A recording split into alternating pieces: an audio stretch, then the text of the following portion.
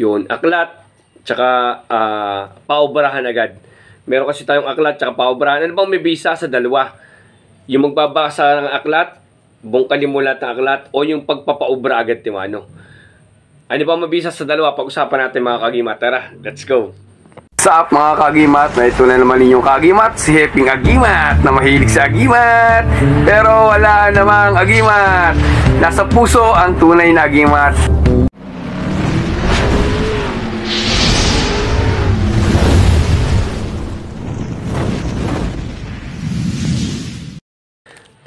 Yun mga kagimat, mapagpalang araw sa inyo sa inyong lahat mga kagimat, no? Ating pag-usapan yung paobrahan tsaka yung aklat. Kasi maraming mga nagtatanong sa atin at saka maraming mga lumalabas din ng mga ibang channel nga daw na pinipidback sa atin na kailangan daw po na magmula kayo sa aklat, no? Meron naman kasing nagmula sa paobrahan. Ano ba yung aklat na paobrahan? Ito po ay based po sa ating mga nasaliksik tsaka sa mga experience ko, no? Wala naman tayong gustong tapakan po dito, no? Ito ay para lang po sa Team Happy Agimat po na mga followers po natin, subscriber, no? Okay. Magsimula tayo sa aklat. Masasabi kasi nila mas mabisa daw talaga magmumula sa aklat, no? Kasi po, dito po sa aklat kasi, pagka binukulat ko kasi ang aklat kasi, meron itong mga tinatawag natin na mga pamilin, no? Meron itong mga pamilin kung paano gagawin mo, ano dapat mong gawin, ano saan ka mag-uumpisa.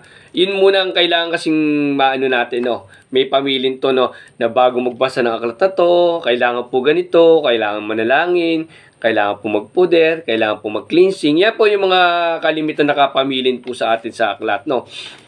Tapos, pagbukalat nyo na aklat, nandiyan na po yung mga kasaysayan. Sa kasaysayan po kasi, mas maunawaan nyo kasi yung mga pangyayari at yung mga ibang orasyon na makikita nyo ay nakasalansan din po yan, nakabase po yan din makikita nyo na magagamitin yung mga orasyon na mababasa nyo na naandun din pala sa kwento yung kasaysayan, no? Meron kasing kasaysayan ng mundo na nagmula sa tuldok, may kasaysayan ng 7 arkangheles, may kasaysayan po sa mga iba't ibang sa Atardar. Marami po siya, iba't ibang kasaysayan po. Pero always mga po ninyo, nagtutugma-tugma lang din siya. Ang isang magandang mabasa nyo rin po, yung nagmula sa tuldok. Nagmula sa tuldok, tapos mababasa nyo yung paano nagsimula lahat. Yan. Yun ang pagkakano po. No, kumikulang man ako, no, kayo na po magdagdag. Comment down lang po kayo kung may dadagdag po kayo, no. Hindi ko po kayang araw kayo lahat po, no.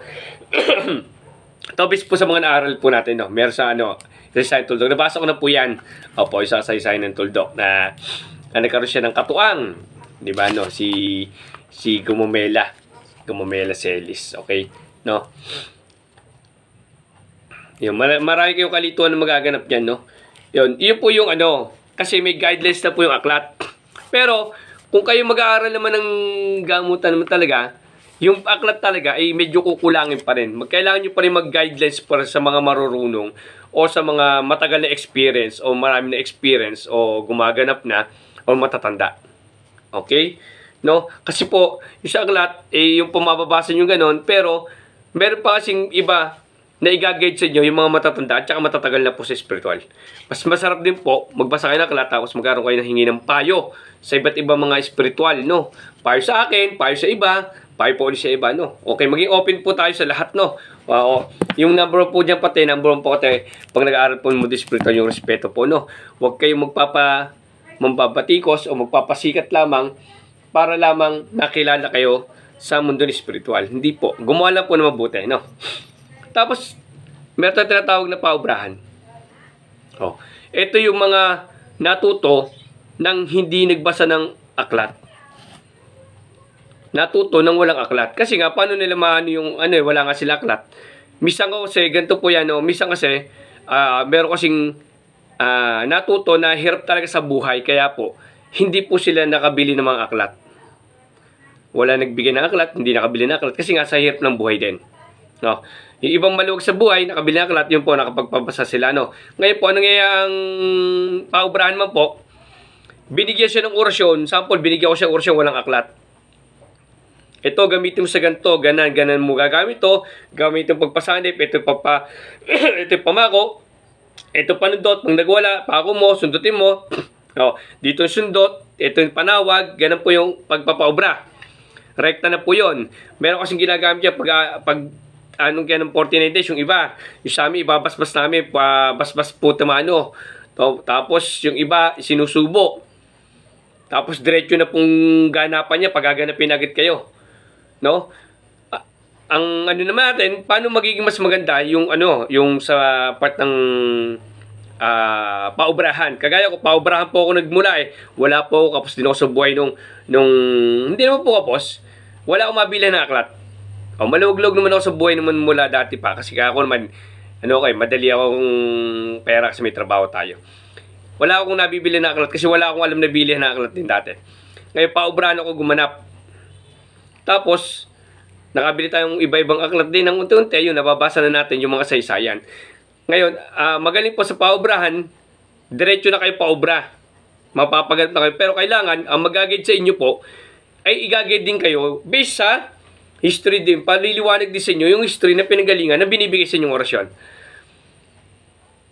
Papaliwanag sa inyo nito sa 7 Arkangheles, ganito yan. Ito ay ginamit sa ganito. Tapos ang kasaysayan ng 7 Arkangheles, ganito. Pero papaliwanag din sa inyo yung kasaysayan din ng mula sa tuldok. Papaliwanag din sa inyo ng mentor nyo. Ipapaliwanag sa inyo. Iyan na paliwanag ko sa grupo. Yung mga late na lamang dumating sa grupo namin ngayon, medyo hindi ko napapaliwanag na lang yan. Ipapagayad ko na lang din po yan sa mga ibang kasama namin. Pero yan po sa mga nakakaharap ko ng personal na mga miyembro, ang pinabanggit ko po yan na mula sa tuldok. Yung hanggang sa kasaysayan, sa kanila, basahin nyo lang ng mga kasaysayan para mas maunawaan yung maigi. No? Yun po, maganda po sa paubrahan kung kayo'y mag-guide na mas maayos po. No? Hindi yung pagkabigay ng orasyon, gamit na kayo. Pag nakakuha yung orasyon sa mga Google, sabihin natin Google, ginamit nyo agad kasi walang guidelines. Wala nag-guide sa inyo, huwag mo muna gamitin ng ganito, kailangan magpakarga muna sa katawan mo.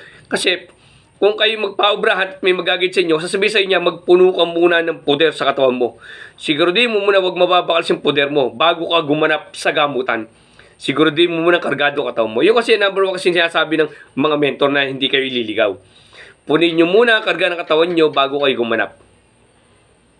Yun po sa mga paubrahan. Papupuno muna kayo ng poder. Tapos dun unti-unti na po i-guide kayo kung paano yung pagaganapin. Kung ako tatanungin nyo kagimat, no? Mas advisable sa akin yung paubrahan kung ang mentor nyo mag-guide kayo pati kasaysayan.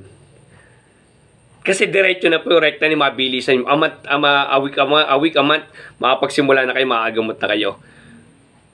Basta yung magme-mentor sa inyo, mag-guide kayo, habang gumaganap kayo, tinuturo sa inyo yung kasaysayan din. Yun yung mga aming sa akin po, opinion ko.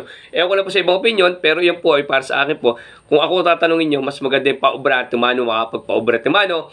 Kung kailangan lang po, ang mentor nyo, mag-guide kayo ng maayos po. Na itutuloy sasabihin sa inyo, ganito yan, ganito napapaliwanag sa inyo, at sasabihin sa inyo, protect yourself before the patient. Unahin yung protektahan sarili nyo. Punuin nyo muna ng poder bago kayo gumanap sa mga labanan. Yan. Sana makatulong ng konting sa inyo, no? Kagimata. Pero, pag nag-ano kayo ng paubrahan, unti-unti nyo nang basahin din po yung mga kasaysayan pag meron po kasaysayan ngayon. Ngayon, madali na po makahagap ng mga aklat ngayon. May mga mura ding aklat na nagahanap, no? Meron din mahal. Depende sa inyo po kung sa inyo gaganapin, no? Pero mag-iingat din tayo kasi meron mga lumalabas ng mga aklat nga daw na ito po ay dumating sa atin ng mga may dumating sa mga aklat kasi na medyo may konting mga namamali po, no? Kaya medyo ingat-ingat lang din po, no? At maraming salamat. God bless inyo lahat.